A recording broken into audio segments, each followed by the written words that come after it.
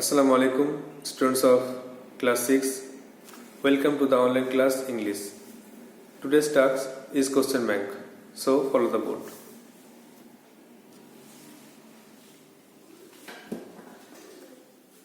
So students, we are following question bank and we have completed most of the pages. So now today's turn is grammar. I think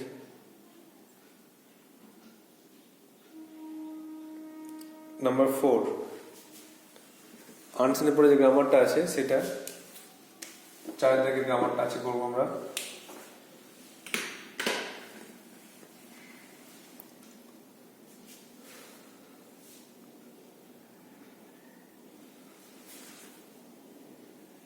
It was আচ্ছা question হচ্ছে চার দাগের কোশ্চেনটা হচ্ছে add suitable prefixes or suffixes to the words given in the bracket and fill in the blanks. It was an dash moment. It was an enjoy or enjoyable. কি হবে? তাহলে enjoy থেকে এনজয়ের সঙ্গে যদি আমরা সাফিক্স যোগ করি তাহলে হয়ে যাবে enjoyable. তাহলে এটা হচ্ছে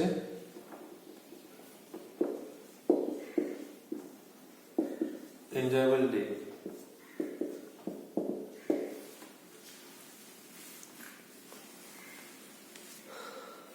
তো it was an enjoyable moment. এটা হচ্ছে একটা আনন্দপূর্ণ অনুভূতি মুহূর্ত। নাম্বার 2 দেখো, the news of his failure made me dash. The news of his failure made me happy লেখা আছে, তাহলে তার ব্যর্থতার খবর শুনে আমি দুঃখিত হলাম, দুঃখী হয়ে যাবে, কিন্তু হ্যাপির সঙ্গে প্রেফিক্স যোগ করা যায় তাহলে কি হবে? আনহ্যাপি।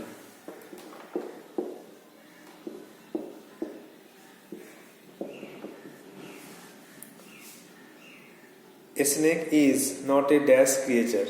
সাপ একটা কিন্তু মানে ক্ষতিকারক প্রাণী নয়, ক্ষতিকারক প্রাণী নয় যেটা, তাহলে হার্মের সঙ্গে কি যোগ করলে ক্ষতিকারক হবে না? ক্ষতিহীন প্রাণী, হার্মলেস হয়ে যাবে, হার্মফুল হার্মলেস, তাহলে কিন্তু এখানে হার্মলেস এ ক্রিয়েচার হয়ে যাবে। Snake, the snake is not লেখা যেতে না হার্মফুল ক্রিয়েচার, ইজ নট লেখা যেহেতু সেহেতু হার্মফুল। সাপ একটা ক্ষতিকারক প্রাণী নয়। সাপকে কিন্তু বিরক্ত না করলে সাপ কামড়াবে না। সাপের গায়ে, সাপের লেজে পা দিলে তখন সে ফোঁস করবে বা কামড়াবে, কিন্তু সাপকে বিরক্ত না করলে সে কিছুই করবে না, সে তাকে ছেড়ে দিলে চলে যাবে।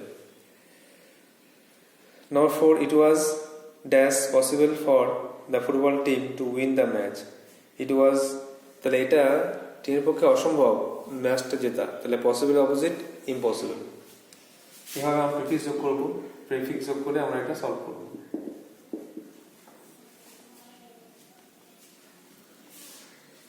তাহলে সাফিক্স প্রেফিক্স আমাদেরকে আমরা জানলাম যে যেটা রুট ওয়ার্ড থাকবে, যেটা মেইন ওয়ার্ড, তার আগে বসলে prefix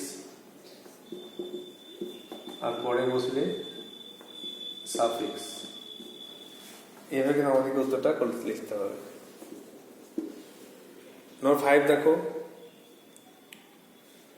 fill in the blanks with a verb in agreement with the subject by choosing from the brackets. নিচের শূন্যস্থানগুলো পূর্ণ করো সাবজেক্টের সঙ্গে ভার্ব মিলিয়ে। সাবজেক্টের পরে কি কি ভার্ব বসবে উপযুক্ত ভার্ব ফর্ম মিলিয়ে পূর্ণ করো। লেখা আছে দেখো, the headmaster and the secretary dash present in the meeting.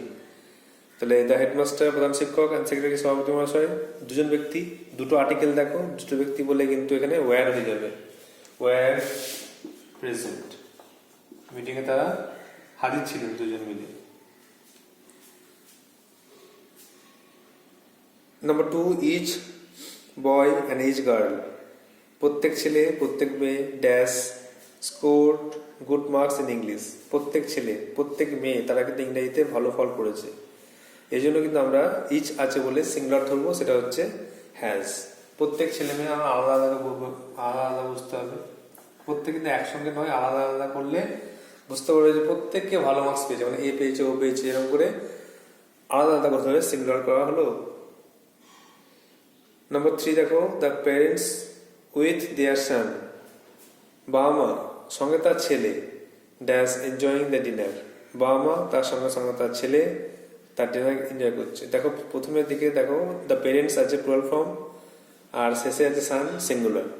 আমরা জানি উইথ থাকলে, with, together with, as well as, এগুলো থাকলে প্রথমে সাবজেক্ট থেকে ভার্ব বসবে, অর্থাৎ প্যারেন্টস আছে বলে প্লুরাল ফর্ম হয়ে যাবে, আর হবে।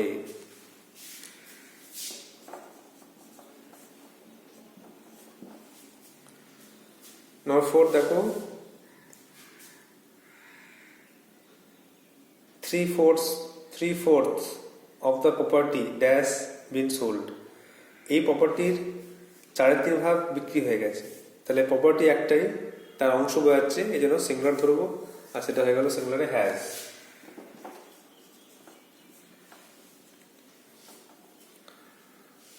তাহলে নাম্বার 6 এখন করবো।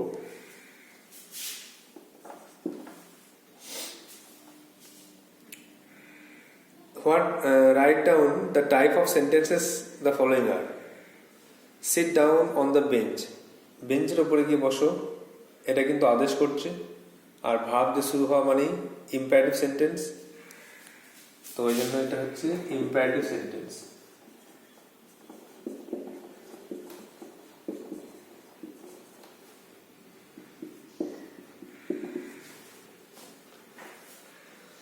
নাম্বার 2 দেখো, what is to be done, কি করা উচিত বা কি করা হবে। তো হোয়াট দিয়ে ডাব্লিউএইচ ওয়ার্ড দিয়ে কোশ্চেন করা হচ্ছে, এই জন্য এটা interrogative sentence.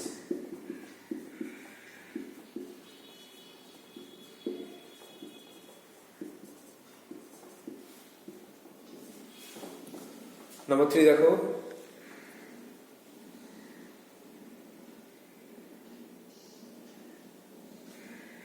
All wire silent, সবাই কিন্তু চুপ ছিল। সবাই চুপ ছিল মানে এটা অ্যাসার্টিভ সেন্টেন্স, সাবজেক্ট বা অবজেক্ট, এই জন্য কিন্তু এটা লিখবো অ্যাসার্টিভ সেন্টেন্স। স্টেটমেন্ট বোঝাচ্ছে।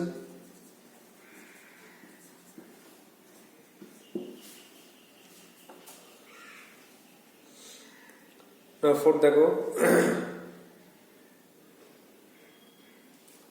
মে গড ব্লেস ইউ, ঈশ্বর তোমার মঙ্গল করুন, এটা কিন্তু প্রার্থনা বোঝাচ্ছে, প্রে করছে, এই জন্য এটা কিন্তু অপারেটিভ সেন্টেন্স। উইথ প্রে বোঝালে অপারেটিভ সেন্টেন্স হয়।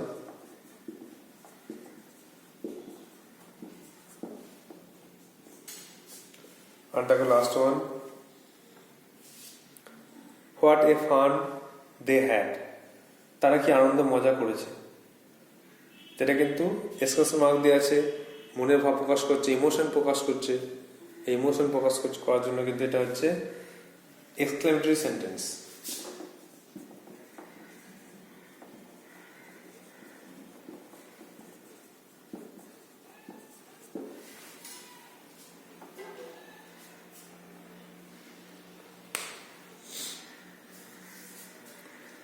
তাহলে রিভাইজ করে নাও। ইট ওয়াজ an enjoyable moment.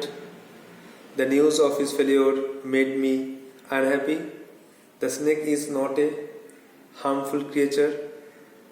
It was impossible for the football team to win the match. Number 5. The headmaster and the secretary were present in the meeting. Each boy and each girl has scored good marks in English. The parents with their son are enjoying the dinner. 3/4 of the property has been sold. And 6 এটা দেখো, sentence time লিখতে হবে। Sit down on the bench, imperative sentence, এটা order প্রকাশ করছে। 2 নম্বরে what is to be done, কি করা হবে, এটা কোশ্চেন করছে, ইন্টারোগেটিভ। 3 নম্বরে অল ওয়্যার সাইলেন্স, সবাই চুপ ছিল, এটা স্টেটমেন্ট, অ্যাসার্টিভ সেন্টেন্স। 4 নম্বরে মে গড ব্লেস ইউ, ঈশ্বর তোমার মঙ্গল করুন, এটা হচ্ছে অপারেটিভ। আর 5 what a fun they had, এটা হচ্ছে এক্সক্লেমেটরি, এটা ইমোশন এক্সপ্রেস করছে। নাও দেখো 7,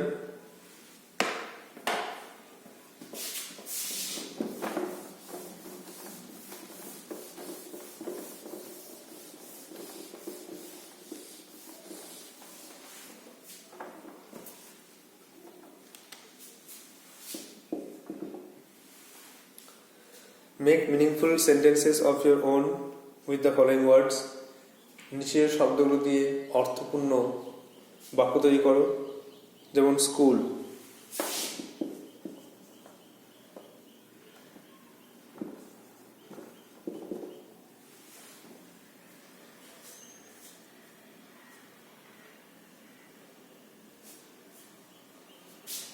I read, though I study in the best school in Bardhaman. আমি বর্তমান হচ্ছে ভালো স্কুলে পড়াশোনা করি।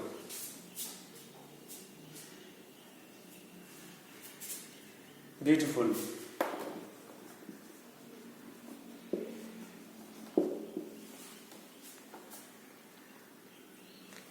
the sky looks beautiful in the morning. সকালবেলায় আকাশটাকে খুব সুন্দর লাগে।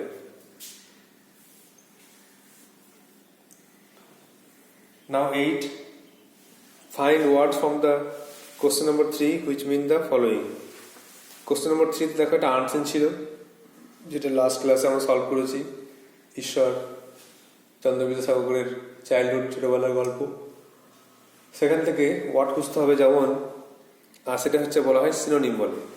তোমাদেরকে মনে রাখতে হবে বিভিন্ন কোশ্চেনে থাকে ফাইন্ড ওয়ার্ডস, এটা কিন্তু খুব ইম্পর্টেন্ট ব্যাপার। শব্দ খোঁজো মানে সিনোনিম, SYNONYM, সিনোনিম বাংলার যে সমর্থক শব্দ, একই অর্থ সমর্থক শব্দ।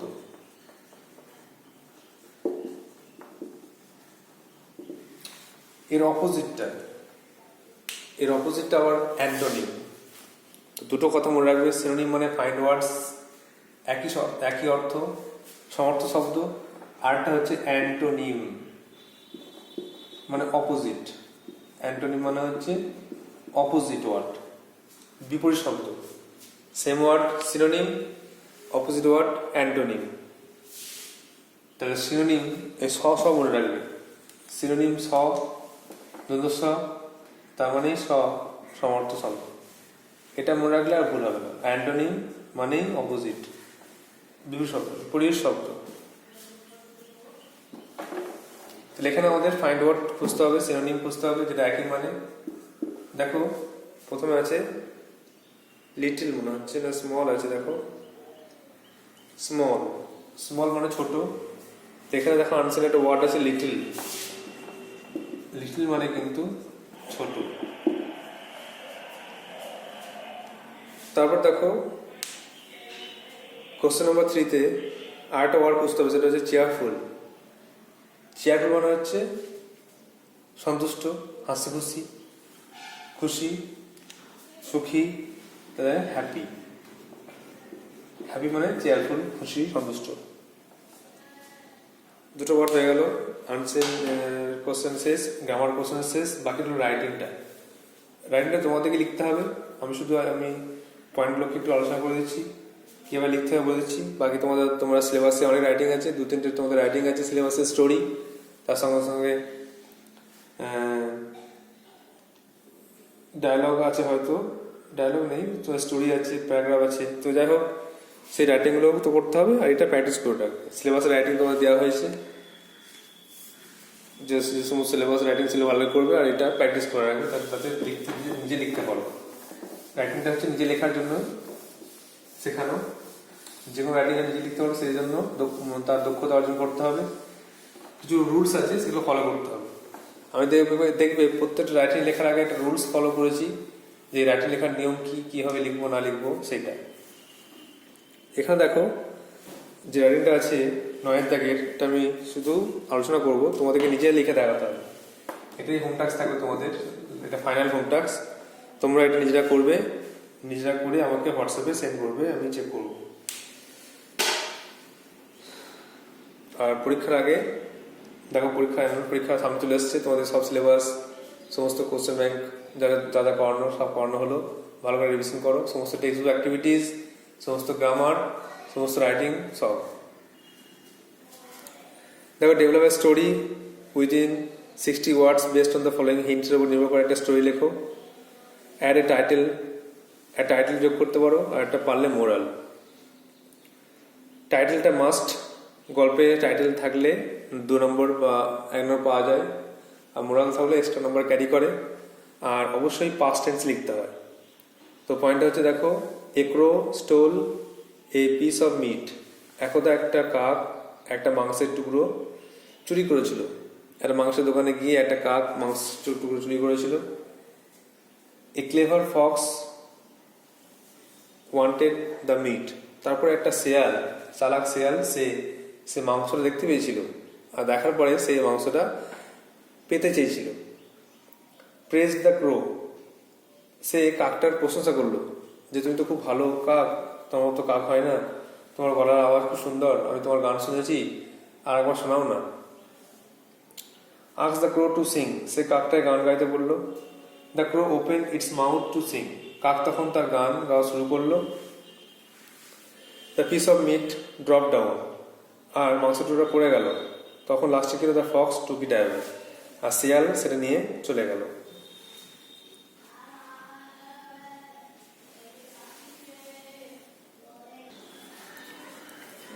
তাহলে এবার গল্পটা তুমি নিজে ইলাস্ট্রেট করতে পারো, মানে নিজে থেকে বাড়িয়ে লিখতে পারো।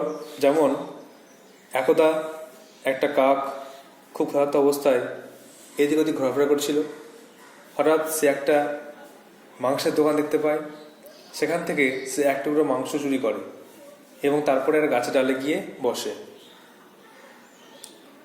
তারপরে যখন সে মাংস খাওয়া শুরু করতে যাবে, সেই সময় একটা শেয়াল সে গাছের নিচে দিয়ে যাচ্ছিল। শেয়ালটি সে মাংসটুকরো দেখতে পায় এবং দেখতে পেয়ে প্রচণ্ড লোভী হয়ে পড়ে, এবং সে মনে একটা মতলব আঁটে, একটা বুদ্ধি খাটায় যে কীভাবে মাংসটা পাওয়া যায়। তখন সে কাককে বলে, কাক ভাই, তুমি তো খুব সুন্দর গান গাও শুনেছি, তাও আমাকে একটা গান শোনাও না, আমি তোমার গান শুনতে চাই। কাকটা তখন তার নিজের প্রশংসা শুনে খুব খুশি হলো, এবং তার যে মধুর গলা আছে সেটা সে জানতো না। তো যাই হোক, এটা শুনে সে মাংসের টুকরোটা তার ওই মুখ থেকে, তার মাংসের টুকরোটা তার মুখে ছিল। তো তারপরে সে গান গাওয়া শুরু করার জন্য সে আ বা কা কা করতে লাগলো, আর কা কা করতে করতেই সেই মাংসের টুকরোটা তার নিচে পড়ে গেল, এবং শিয়ালটি সেই মাংসের টুকরোটা নিয়ে সেখান থেকে কেটে পড়লো বা চলে গেল। আর কাকটি বোকা হয়ে সেখানে বসে রইল। সেও দুঃখিত হয়ে অন্য ডালে উড়ে গিয়ে বসলো, অন্য খাবার খুঁজতে লাগলো। আর একটা কথা মনে রাখতে হবে, স্টোরি লেখার সময় ডায়ালগ মাস্ট রাখতে হবে। ডায়ালগ মানে যেটা বলছি, যে শিয়ালটা বলবে কাককে, ও কাক, তোমার তো সুন্দর গলা আছে, তোমাকে একটা গান শোনাও না, এ হবে।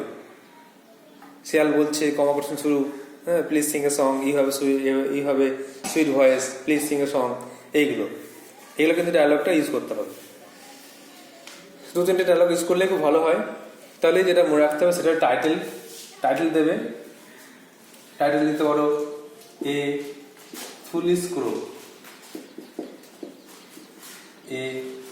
ক্রো and a clever fox, title দিয়ে লিখবে। আর শুরু করবে ওয়ান্স আপন টাইম দিয়ে শুরু করতে পারলে ভালো হয়। Once upon a time a crow lived in a village অথবা ইন এ লোকালিটি। একদা এক সময় একটা কাক একটা এলাকায় বা গ্রামে বাস করতো।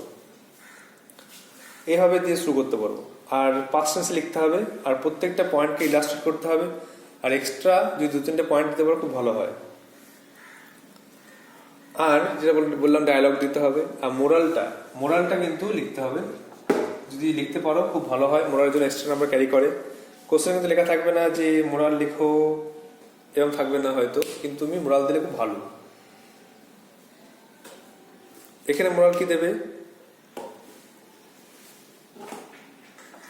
এখানে দেখো শিয়ালটা বুদ্ধি খাটিয়ে সে মাংসটা পেয়ে গেল, এই জন্য নলেজ ইজ পাওয়ার, বুদ্ধি শক্তি, জ্ঞানী শক্তি এ দিতে পারো। নলেজ ইজ পাওয়ার, জ্ঞানী শক্তি। অথবা উইট ইজ স্ট্রেংথ, জ্ঞানী শক্তি। হ্যালো, তাহলে এইভাবে তুমি স্টোরিটা লিখবে, আর লিখে আমাকে অবশ্যই হোয়াটসঅ্যাপে সেন্ড করবে।